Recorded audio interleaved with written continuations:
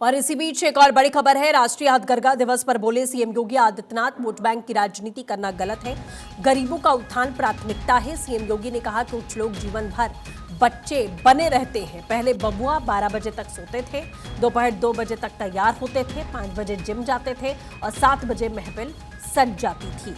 ये उन्होंने सीधे आड़े हाथ लिया। और राष्ट्रीय हथकरघा दिवस पर सीएम योगी आदित्यनाथ की कार्यक्रम में मौजूदगी थी। वहां पर उन्होंने तमाम बड़े बयान दिए हैं। वोट बैंक की राजनीति करना पूरी तरीके से गलत है। भाई भतीजेवाद में पड़ी भी डूबी भी उस समय की सरकारों के पास ये फुर्सत कहां थी, और फुर्सत के लिए समय चाहिए। कुछ लोग जीवन भर उनके साथ जो शब्द जुड़ जाता है उससे पीछा नहीं छोड़ा सकते।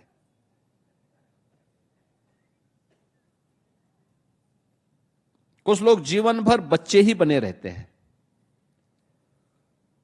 और बबुआ भी यही करते थे। 12 बजे सो के उठते थे,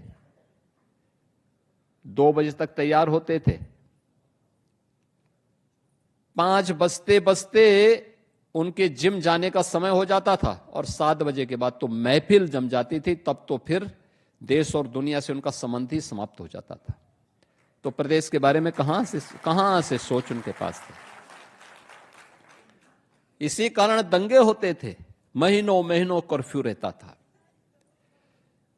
इंसेफ्लाइटिस से मौतें होती थी, डेंगू से मौतें होती थी। गरीब का बच्चा जिन बेसिक शिक्षा परिषद की स्कूलों में पढ़ता है, उन बेसिक शिक्षा परिषद के स्कूलों के बुरे हाल थे। न शिक्षक था, न भवन था, न बालक बालिकाओं के लिए टॉयलेट था, न पेयजल की व्यवस्था थी।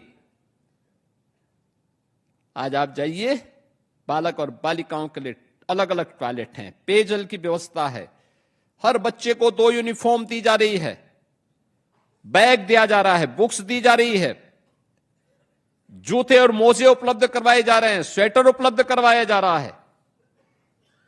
निपुण भारत अभियान में पीएम साहब प्रधानमंत्री जी के विजन को जमीन पर उतार करके आज हर व्यक्ति, किसी भी विद्यालय में आप जाएंगे, बच्चे से बोलिए कि इस पाठ को पढ़िए, वहां पे पढ़ के सुनाता है, प्रसन्नता होती है। ये तब होता है जब मुख्यमंत्री समय निकाल करके जिले जिले में जाए,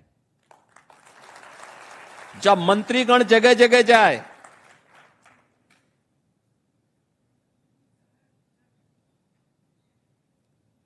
इन लोगों का विकास में कोई रुचि थी ही नहीं पहले।